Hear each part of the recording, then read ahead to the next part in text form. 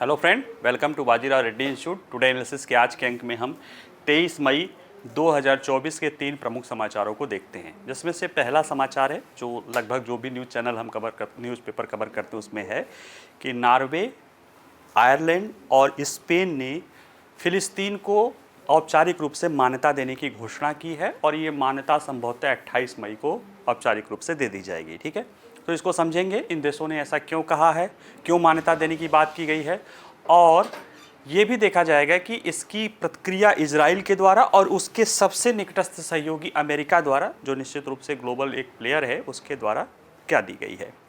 दूसरा है बिम्स्टेक या bay of Bengal initiative of multi sectoral technical and economic cooperation, इसका 27 वर्ष की विकास यात्रा। क्यों ये कह रहे हैं? क्योंकि कल से जो है, कल भारत सरकार के विदेश मंत्रालय ने एक प्रवक्ता ने ये कहा है कि अब बिम्स्टेक का चार्टर औपचारिक रूप से लागू हो गया है, यानी बिम्स्टेक एक संगठन के रूप में, एक कानूनी संगठन के रूप में आ गई है। अब वो पूरी तरह से उसके उद्देश्य, उसकी प्रक्रिया, कार्य, यानी एक तरह से कहा जाए कि जैसे भारत 15 अगस्त 1947 को आज़ाद हुआ था, लेकिन 26 जनवरी 1950 को गणतंत्र बना था, या 26 नवंबर 1949 को हमारा संविधान लागू हुआ था। तो ये क्यों हुआ था? जब संविधान लागू हो गया तो वही बात है कि बना था बिम्स्टेक आज से 27 साल पहले, देखिए 27 वर्ष पहले, और उसका संविधान या चार्टर लागू हुआ है हाल में। तो इसको समझने की कोशिश करेंगे। तीसरा मुद्दा है कोपरनिकस आपातकालीन मैनेजमेंट सेवा या कोपरनिकस EMS। ये चर्चा में क्यों है? क्योंकि इसने अभी ईरान के अनुग्रह पे इसने जो है ईरान के राष्ट्रपति के दुर्घटनाग्रस्त हेलीकॉप्टर को ढूंढने में मदद की है, और ये एक इसलिए ये चर्चा में, तो इसको हम गंभीरता से समझते हैं। ठीक है, आइए पहले देखते हैं नार्वे, आयरलैंड और स्पेन द्वारा फिलीपींस को औपचारिक रूप से मान्यता देना।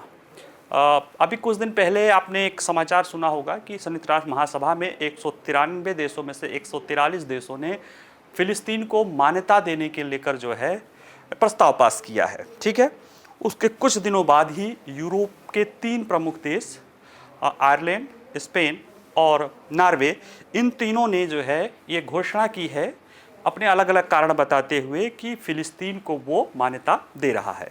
ठीक है, और ये मान्यता संभवतः 28 मई को दे दी जाएगी। तो आइए ज़रा सा इसको मामले को समझते हैं। तो देखिए चर्चा में क्यों है, क्योंकि नॉर्वे, आयरलैंड और स्पेन 22 मई को घोषणा की कि वे औपचारिक रूप से फिलिस्तीन राज्य को मान्यता देंगे, जिसकी अरब और मुस्लिम दुनिया के कई देशों ने प्रशंसा की है, फिलिस्तीन ने भी प्रशंसा की है। यहाँ तक कि 7 अक्टूबर का जो जिम्मेदार आतंकवादी संगठन हमास है, उसने भी इसकी जो है प्रशंसा की है। और जैसा कि जाहिर था कि इजराइल ने इस घोषणाओं पर उग्र प्रतिक्रिया या वो प्रतिक्रिया देते हुए इन देशों में अपने राजदूतों को वापस बुला लिया है, यानी नॉर्वे, स्पेन और आयरलैंड में जो इजराइल के राजदूत हैं उन्हें वापस बुला लिया है बातचीत करने को लेके, और इन देशों के जो इजराइल में राजदूत थे उन्हें समन भेज के भी अपने विरोध प्रदर्शन दर्ज किया है।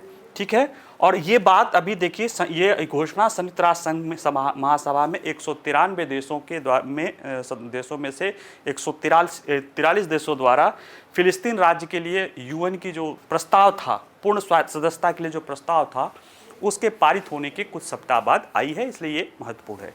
जरा सा देखते हैं कि इन देशों द्वारा अगर फिलिस्तीन की मान्यता देने की घोषणा की गई है, और ऐसे समय की गई है जबकि फिलिस्तीन में इजराइल का गाजा में युद्ध चल रहा हो, और 7 अक्टूबर को गाजा स्थित एक उग्रवादी या आतंकवादी संगठन ने बर्बरतापूर्वक आतंकवादी कृत्य करके जो है इजराइल के, कह सकते हो कि 1200 से ज़्यादा लोगों की जान ली, निर्ममतापूर्वक जान ली, उसकी कोई भर्त्सना जितनी कर सकते हैं, और 200 से 250 से ज़्यादा बंधकों को अगवा किया है। और उसके बाद इजराइल जवाबी कार्रवाई में गाजा पे लगभग जवाबी कार्रवाई कर रहा है, और उसमें 35,000 से ज़्यादा लोगों की जान जा चुकी है। ठीक है, और भी जाने की संभावना है। ऐसी परिस्थिति में इसका किया जाना, तो कुछ न कुछ कारण ये लोग बताए होंगे, तो ज़रा उनके कारणों को देखते हैं। जैसे आयरलैंड का मत है, आयरलैंड कभी यूके का हिस्सा था, ब्रिटेन का हिस्सा था, लेकिन अब वो स्वतंत्र हो गया है। तो उसके प्रधानमंत्री कहते हैं कि हमारा जो राज्य है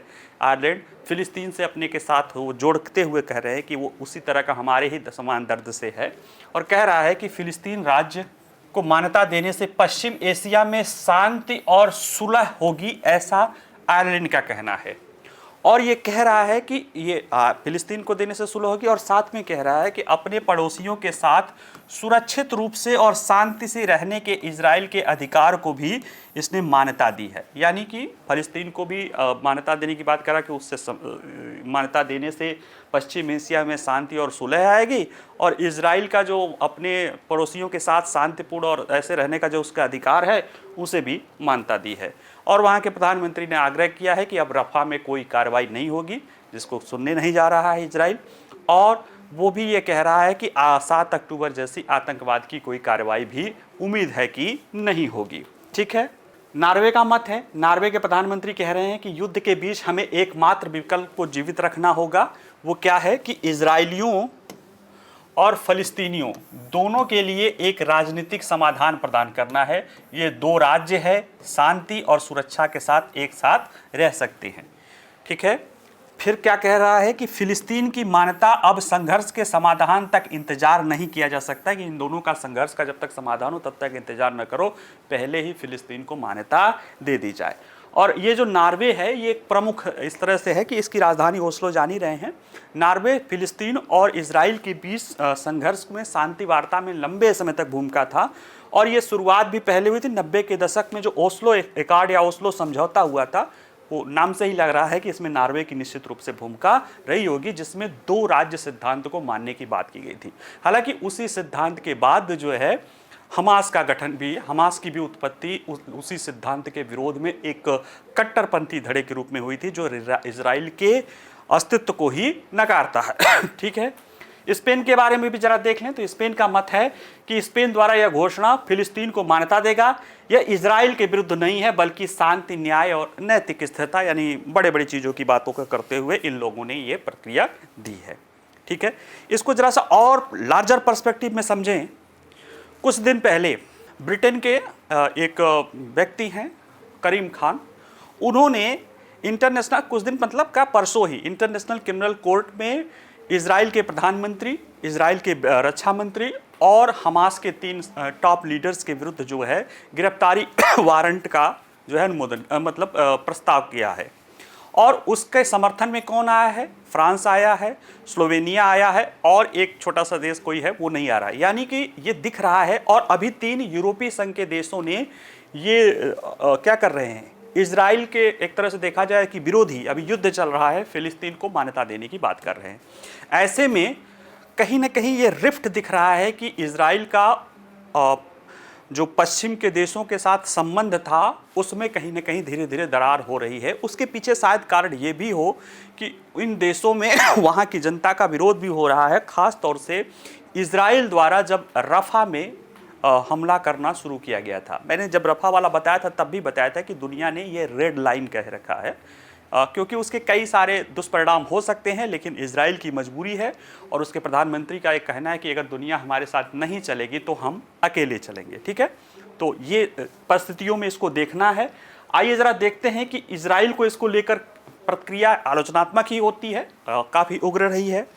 इजराइल ने अपने इन तीनों देशों से अपने दूतों को बुला लिया है, और ये कहते हुए कि हम इन पर चर्चा करेंगे कि आगे क्या करना है।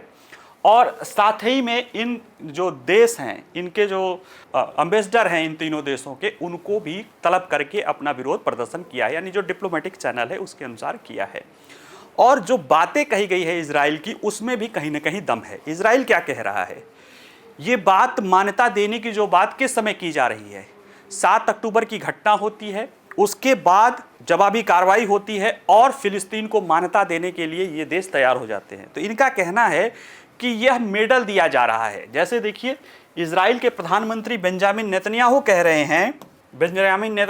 रहे हैं कि यह कदम फिलिस्तीनी आतंकवादी समूह हमास द्वारा 7 अक्टूबर को किए गए हमले के बाद आतंकवाद के लिए इनाम के समान है।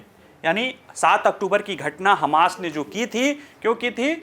उसके बाद अब फिलिस्तीन को एक राज्य का दर्जा दे दिया जाए। ठीक है, यानी ये उसके पुरस्कार मिला है। इजराइल का कहना है कि जो हमारे जनता पे उसने वो आतंकवादी कृत्य किया था इतना विभत्स, उसके बाद अब फिलिस्तीन को ये पुरस्कार मिल रहा है। देखिए इजराइल ने कहा, वहां के विदेश मंत्री ने भी क्या किया कि इजराइल आतंकवादी फिलिस्तीनी आतंकवादी समूह हमास द्वारा 7 अक्टूबर को किए गए हमले के बाद यह कदम आतंकवाद को बढ़ावा देना है जिससे गाधा युद्ध छिड़ा था।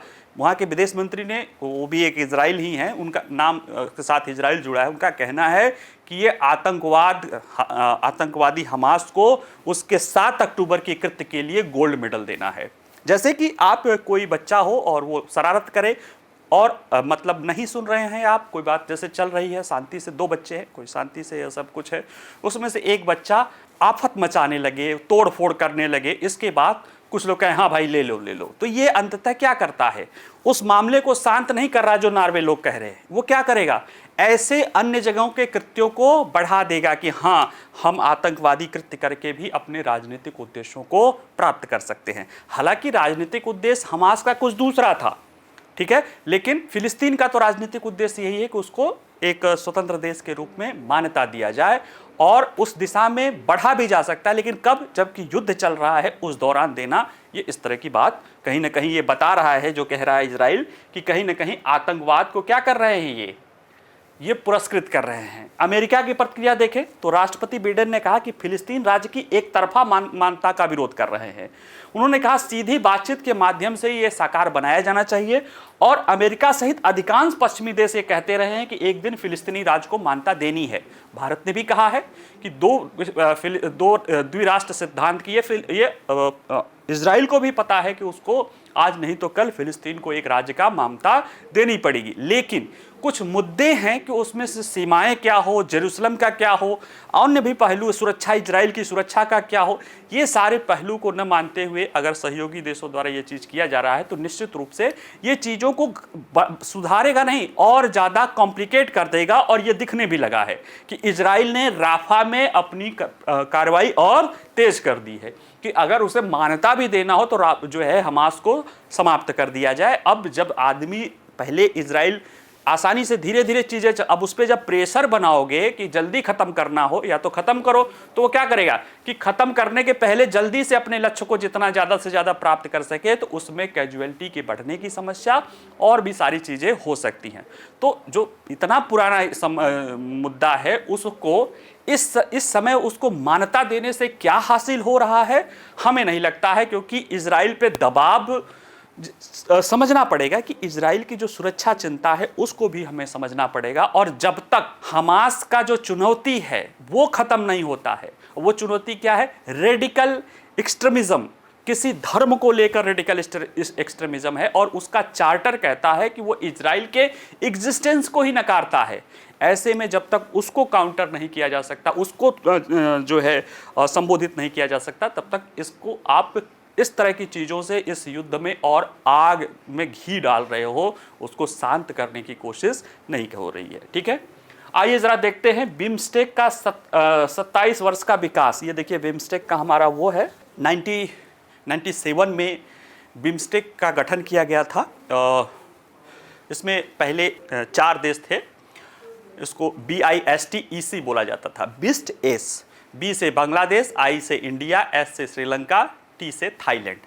इकोनॉमिक जो है कोऑपरेशन, ये 4 देशों का इकोनॉमिक कोऑपरेशन के साथ शुरू हुआ था। बाद में इसमें जो है भूटान आया, फिर जो है इसमें नहीं, बाद में इसमें म्यांमार आया, फिर भूटान और नेपाल आया, और इस तरह से इसकी संख्या 7 हो गई है। अब इसको पूरा बे ऑफ बंगाल मल्टीलेटरल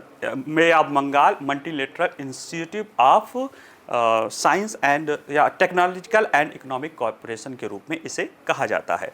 इसका चार्टर, इसकी स्थापना के 27 साल बाद इसके चार्टर को लागू कर दिया गया है। हाल ही फिलहाल में नेपाल की संसद द्वारा जो है इसे रेटिफाई किया गया है, और ये इसका चार्टर की जो फाइनलाइज भी किया गया है 2022 में, जब इसका बैठक हुई थी उस दौरान, लीडरशिप समिट हुई थी श्रीलंका में, उस दौरान इसको फाइनलाइज किया गया था और नेपाल की संसद द्वारा इसको करने के बाद ये लागू हो रहा है। तो चर्चा में क्यों है, तो देखिए विदेश मंत्रालय ने घोषणा की कि 20 मई को बिम्स्टेक समूह का एक ऐतिहासिक पहला चार्टर लागू होने के बाद बहुक्षेत्रीय तकनीकी और आर्थिक सहयोग के लिए बंगाल की खाड़ी पहल बिम्स्टेक अब नए सदस्यों और पर्यवेक्षकों को लिए खुली रहेगी।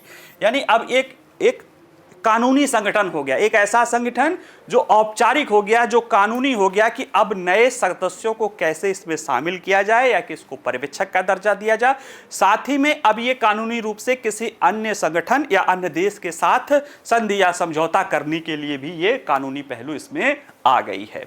और यह जो पहल की गई थी बिम्स्टेक नेताओं के 5वें शिखर सम्मेलन में अपनाए गए चार्टर के लागू होने के साथ 2022 में जो ये शिखर सम्मेलन हुआ था 2022 में श्रीलंका में, ठीक है, लंका में, समूह ने एक कानूनी व्यक्तित्व हासिल कर लिया है और अन्य समूह देशों के साथ संरचित राजनयिक बातचीत ये करने में ये सक्षम हो गया है। ठीक है, बिम्स्टेक चार्टर के महत्वपूर्ण पहलू देख लेते हैं कि इसमें क्या क्या होगा या क्या क्या चीजें हैं। तो देखिए, चार्टर के प्रमुख पहलुओं में से एक यह है कि यह सदस्य देशों की दीर्घकालिक दृष्टि और प्राथमिकताओं पर प्रकाश डालता है। ठीक है, जैसे आप किसी भी देश का संविधान वैसे ही किसी भी संगठन का चार्टर, ठीक है, ये क्या डालता है, जो सदस्य देश हैं उनका जो दीर्घकालीन दृष्टि है, उनका क्या और प्राथमिकता क्या है, उसके बारे में हमें इस चार्टर से पता चलता है। यह क्षेत्रीय सहयोग को बढ़ावा देने, अन्य देशों और क्षेत्रीय संगठनों के साथ समझौते पर हस्ताक्षर करने की अनुमति देने की दिशा में भी एक महत्वपूर्ण कदम है। यह चार्टर यह स्पष्ट करता है कि सभी निर्णय वर्तमान सदस्यों के बीच आम सहमति से भी ही लिए जाएंगे, बहुमत का नहीं है। जब सभी सदस्य जो है निर्णय पर सहमत होंगे तभी यह निर्णय लिया जाएगा, नहीं तो नहीं लिया जाएगा। और क्या कह रहा है, यह चार्टर संस्था को नए सदस्यों में प्रवेश करने के लिए एक प्रक्रिया देता है, जिसमें क्या है कि व्यापार और परिवहन उद्देश्यों के लिए भौगोलिक निकटता हो, जैसे जो सदस्य देशों के साथ कि व्यापार और परिवहन के लिए भौगोलिक निकटता हो, या बंगाल की खाड़ी पर प्राथमिक निर्भरता हो। ये दो मानदंड हैं। हालांकि एक जो मिनिस्ट्रियल कमेटी है इसकी, उसके पास अथॉरिटी है कि वो इसमें कुछ और चीज जोड़ सकती है। साथ ही में ये चार्टर इस बात पर भी प्रकाश डालता है कि लीडर्स समिट या नेताओं का शिखर सम्मेलन हर 2 साल में आयोजित किया जाएगा। अब ये कानूनी हो गया है कि हर 2 साल में बिम्स्टेक का लीडर समिट होगा और जो अध्यक्षता है वो सर्कुलर रूप से, चक्रीय रूप से वो बदलती रहती है, नाम के आधार पे, किसी के आधार पे अपने आप बदलती है, जैसे G20 आदि देशों की होती है। ठीक है, बिम्स्टेक के चार्टर के लागू होने का महत्व क्या है। देखिए, ये बिम्स्टेक बना था, यानी बिस्टेक के रूप में ही बना था 1997 में। उसके बाद इसके 7 सदस्य देश अभी तक हुए हैं, बांग्लादेश, भूटान, श्रीलंका, नेपाल, थाईलैंड, म्यांमार और भारत। इन 7 सदस्य देशों के बीच में 27 साल के बनने के बाद भी अभी तक एक चार्टर नहीं बन पाया था।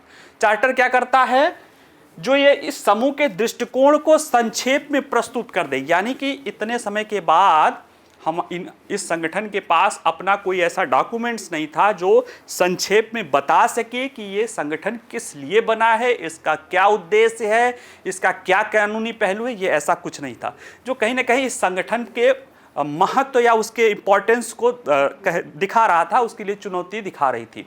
पहल होती है बिम्स्टेक नेताओं के शिखर सम्मेलन 30 मार्च 2022 को श्रीलंका में, और उसके बाद इसको अपनाए जाने की बात होती है। और पिछले महीने नेपाल की संस्था द्वारा जो है इस बिम्स्टेक चार्टर को अपना देने के बाद से ये चार्टर लागू हो गया है। विशेष रूप से ये महत्व इसलिए भी है क्योंकि दक्षिण एशियाई क्षेत्रीय सहयोग संगठन सार्क को देखा जाए तो वो लगभग मरणासन अवस्था में हो गया है, और उसकी जो आखिरी जो पिछली बैठक नवंबर 2014 में काठमांडू के बाद हुई थी, उसके बाद कुछ बहुत उसमें हुआ भी नहीं है। और जो भारत की अभी तक सरकार रही है वह भी अब सार्क को महत्व नहीं दे रही है, खासतौर से उसमें पाकिस्तान के रवैये के कारण। और उसके जगह भारत का जो एक्ट ईस्ट पॉलिसी है उसके तहत ये जो बिम्स्टेक संगठन है, बिम्स्टेक बे ऑफ बंगाल से जुड़ा हुआ है, इसका जो है ये उसके एक्ट ईस्ट पॉलिसी के साथ, यानी पूर्व के साथ काम करो की नीति के साथ बढ़िया से समायोजित है। और ऐसे में चार्टर का लागू होना इसके महत्व को और भी बढ़ावा दे रहा है। ठीक है, हालांकि कुछ चुनौतियां हैं, हर संगठन के साथ होती है, जब हर परिवार में होती है तो संगठन के साथ तो बहुत बड़ी चीज हो जाती है। ठीक है, जरा सा देखें कि बिम्स्टेक का संस्थागत जो विकास हुआ है वो क्रमिक ही हुआ है। कैसे हुआ है, देखिए बहुक्षेत्रीय, इसका नाम है बहुक्षेत्रीय तकनीकी और आर्थिक सहयोग के लिए बंगाल की खाड़ी पहल बिम्स्टेक एक क्षेत्रीय संगठन है, रीजनल ऑर्गेनाइजेशन है। इसकी स्थापना 6 जून 1997 को बैंकॉक घोषणा पत्र के पर हस्ताक्षर करने के साथ हुई थी। और ये जब घोषणा हुई थी तो ये शुरू में ये बिस्टेक था, BIST, बांग्लादेश, भारत, श्रीलंका और थाईलैंड इकोनॉमिक कोऑपरेशन था। और यह संगठन अब बिम्स्टेक के नाम से जाना जाता है, यानी कैसे उसमें 4 लोगों से फिर विकास हुआ है। 22 दिसंबर 1997 को, यानी उसी साल इसमें म्यांमार जुड़ा है। फरवरी 2004 में 2 देश जुड़ते हैं, भूटान और नेपाल, और ये संख्या 7 हो जाती है। और 4 से 24, 20 साल से कोई भी एक अन्य देश नहीं जुड़ पाया है, क्योंकि उसके बाद हमारे पास चार्टर ही नहीं था कि कैसे देशों को जोड़ा जाए, क्या तकनीकी पहलू हो, किन आधारों पर जोड़ा जाए। ये पहलू नहीं होने के कारण ये समस्याएं आ रही थी। ये तो चलो इसका ये विकास हुआ। इसका जो संस्थागत विकास भी देखें कि 2014 में तीसरे बिम्स्टेक सम्मेलन में ये इसका सचिवालय बना, वो भी ढाका में, मतलब कहीं भी बना लेकिन उसके ढाका में सचिवालय बना, तब इसका अपना सचिवालय हुआ है। और इसे क्षेत्र संचालित समूह होने के कारण बिम्स्टेक के भीतर सहयोग में किन किन क्षेत्रों में, किन किन कह सकते हो सेक्टर्स में, रीजन में नहीं, किन किन सेक्टर में सहयोग करना है ये रीजनल। उसमें 1997 में जब ये बना था तो 6 क्षेत्र थे भाई। इकोनॉमिक कोऑपरेशन था तो उसमें 6 क्षेत्र थे, ट्रेड था, टेक्नोलॉजी था यानी प्रौद्योगिकी, ऊर्जा था, ट्रांसपोर्ट परिवहन था, पर्यटन था और मत्स्य पालन था। इन 6 क्षेत्रों में जो है शुरुआत में एक दूसरे के साथ सहयोग की बात की गई थी, लेकिन 2008 में इसमें कृषि भी जोड़ा गया, सार्वजनिक स्वास्थ्य जोड़ा गया, गरीबी उन्मूलन जोड़ा गया, आतंकवाद निरोध, पर्यावरण, संस्कृति, लोगों से लोगों के बीच का संपर्क और जलवायु परिवर्तन को भी शामिल करते हुए इसमें विस्तार दिया गया। यानी कि न केवल इसके संगठन और संरचना या सदस्य धीरे धीरे बढ़े हैं, बल्कि इसका जिस क्षेत्रों पर इनका बल है, यानी इनका जो मोटिव है, उद्देश्य है, वह भी समय के साथ साथ धीरे धीरे विकसित हुए हैं। ठीक है, तो ये पूरा आप कह सकते हो कि बिम्स्टेक के बारे में सारी जानकारी रही है। और यही पूरा जो है, आकर देखते हैं अगला जो हमारा समाचार कि कोपरनिकस आपातकालीन प्रबंधन सेवा।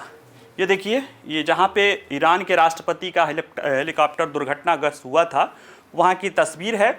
और इसको ढूंढने में एक बड़ा महत्वपूर्ण भूमिका निभाया था कोपरनिकस आपातकालीन प्रबंधन जो है सेवा, कोपरनिकस EMS। ये यूरोपीय संघ का एक के कोपरनिकस कार्यक्रम का एक आपातकालीन प्रबंधन व्यवस्था है, जिसकी एक सेवा रैपिड मैपिंग के तहत उससे प्राप्त सूचना के आधार पे इसे ढूंढने में मदद मिली है। तो ये चर्चा में क्यों है, तो देखिए, ईरानी राष्ट्रपति इब्राहिम राइसी के हेलीकॉप्टर के दुर्घटनाग्रस्त होने के तुरंत बाद ईरान ने से सहायता का अनुरोध मिला था। उसके बाद यूरोपीय संघ ने खोज प्रयासों में मदद करने के लिए अपने रैपिड मैपिंग सेवा RM, ये जो है ये इमरजेंसी मैनेजमेंट सर्विस कोपरनिकस है, CEMS का जो है ये हिस्सा है, रैपिड मैपिंग सेवा को सक्रिय किया।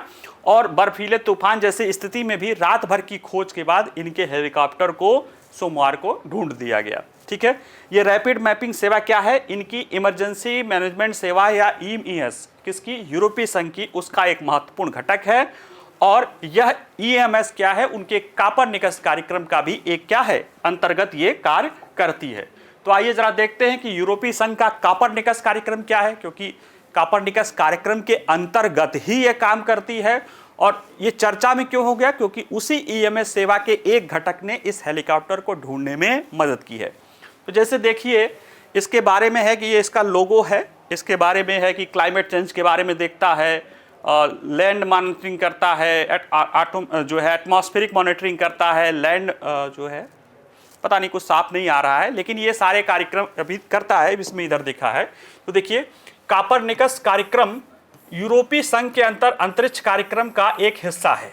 इसका उद्देश्य सेंटिनल एक इनका उपग्रहों का एक समूह है, उससे सेट से डेटा एकत्र करके पृथ्वी और उसके पर्यावरण की निगरानी करना है। इसकी प्रमुख भूमिका जो है कोपरनिकस कार्यक्रम जो स्थापित किया गया था यूरोपीय संघ का, उसका ये था।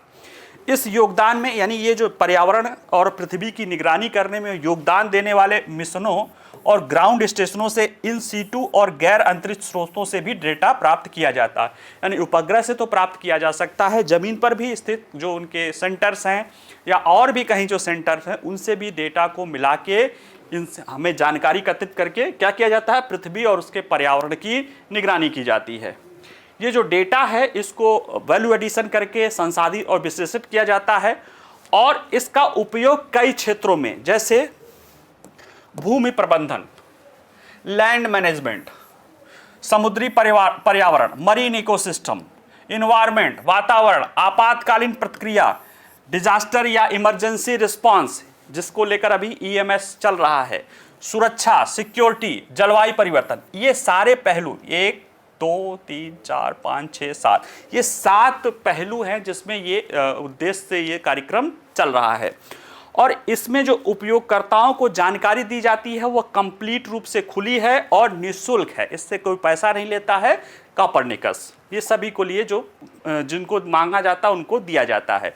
और 1998 में ये कार्यक्रम शुरू किया गया था, कॉपरनिकस कार्यक्रम, जिसे पहले पर्यावरण सुरक्षा के लिए वैश्विक निगरानी, ग्लोबल मैकेनिज्म फॉर एनवायरमेंट सर्वे, इसके रूप में यह जाना जाता था।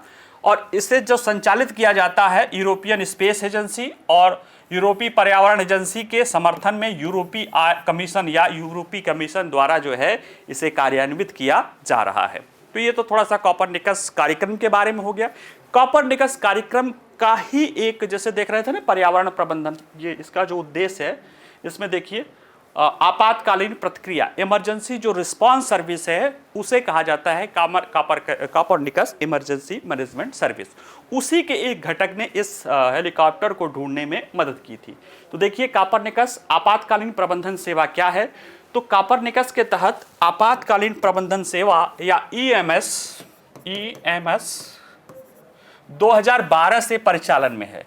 ये करता क्या है, प्राकृतिक आपदाओं, मानव निर्मित आपात स्थितियों, मानवीय संकटों के प्रबंधन में मदद करने के लिए उपग्रह रिमोट सेंसिंग या सैटेलाइट रिमोट सेंसिंग और इन सिटू डेटा स्रोतों से प्राप्त जियो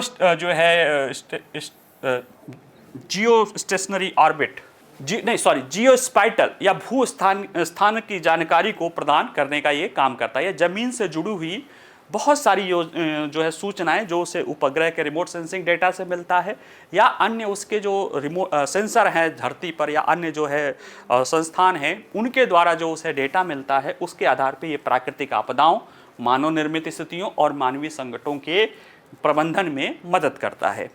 इस ईएमएस के 2 घटक हैं। इस ईएमएस सेवा के 2 घटक हैं। पहला है मैपिंग घटक या मैपिंग सेवा, दूसरा है प्रारंभिक चेतावनी घटक यानी अर्ली वार्निंग जो है कंपोनेंट। मैपिंग घटक जो है उपग्रह इमेजरी के आधार पे मानचित्र और विश्लेषण प्रदान करता है और प्रारंभिक चेतावनी घटक बाढ़, सूखे और जंगल की आग के बारे में अलर्ट जारी करता है और जंगल की आग के प्रभावों का भी वास्तविक समय पर आकलन करता है।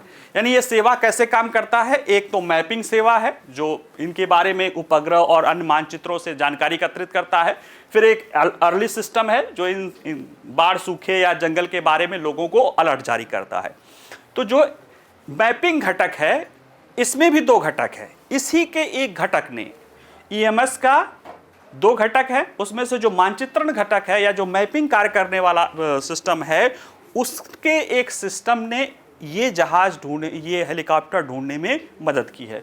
तो मैपिंग घटक अगर देखा जाए तो मैपिंग घटक के भी 2 मॉड्यूल है, रैपिड मैपिंग और जोखिम और पुनर्प्राप्ति जो है मानचित्रण या risk and recovery mapping. 2 mapping है, rapid mapping and risk and recovery mapping. Rapid mapping के जगह ये जो है जिसने इसको ढूंढा है कुछ घंटों या कुछ दिन के भीतर ही मानचित्र प्रदान कर दिया जाता है जिस चीज़ के बारे में सूचना प्राप्त की जाती है। और रिस्क एंड जो है रिकवरी मानचित्रण या आरआरएम उन मानचित्रों को वितरित करता है जो आपदा प्रबंधन के लिए आवश्यक है। इसमें थोड़ा टाइम भी लग सकता है, डिटेल एनालिसिस करता है और हफ्तों या महीनों के भीतर इसका दिया जा सकता है और इसका उपयोग आपदा की रोकथाम, तैयारी, आपदा जोखिम में कमी और रिकवरी के लिए किया जाता है। तो जो यही रैपिड मैपिंग वाली सेवा है इसी का इस्तेमाल करते हुए कॉपरनिकस इमरजेंसी मैनेजमेंट सर्विसेज ने ईरान के राष्ट्रपति के हेलीकॉप्टर को ढूंढने में मदद की और लगभग कुछ ही घंटों में, या कह सकते हो कुछ 10-12 घंटे के 15 घंटे के अंदर उस हेलीकॉप्टर को ढूंढ लिया है। किसके कहने पे? ईरान के अनुरोध पर किया है। ठीक है, तो देख लीजिएगा, इंपॉर्टेंट है। चलिए आज के लिए इतना ही हम देखते हैं, बाकी आप लोग इसको देखिएगा, पढ़िएगा, नोट्स बनाइएगा। कोई प्रश्न हो तो पूछ सकते हैं, हालांकि आप लोग पूछते तो है नहीं, फिर भी मेरा कहने का धर्म है तो मैं बोल देता हूं। लेकिन नोट्स जरूर बना लिया करिएगा पीडीएफ से, और उसको बार बार पढ़िएगा क्योंकि एग्ज़ाम में वही काम देता है। बाकी वीडियो पसंद आए तो लाइक करिए, शेयर करिए, कोई कमेंट्स हो तो करिए। ठीक है, चलिए, नमस्कार, धन्यवाद।